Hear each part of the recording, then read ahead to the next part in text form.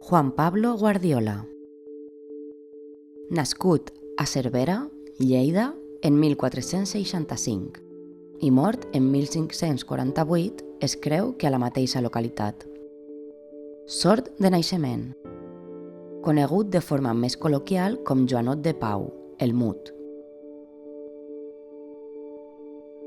És un dels autors paradigmàtics de la primera meitat del segle XVI, en concret del moviment del Renaixement a les terres lleidatanes.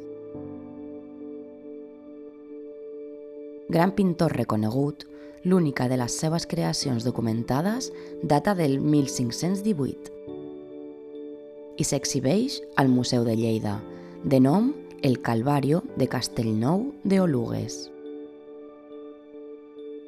Era de religió jueva i es va convertir al cristianisme en 1482. Possible descendent de la prestigiosa família dels Quercí, de la Jama cerverina. Va col·laborar amb Pere Alegret al Retaule de les Ànimes del Purgatori de l'església parroquial de Cervera, 1500.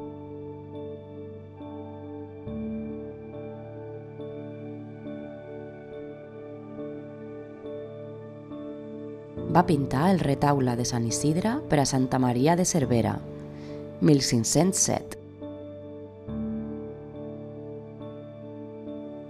Altres treballs atribuïts a Juan Pablo es conserven al Museu de Cervera, al Museu Diocesà i Comarcal de Solsona,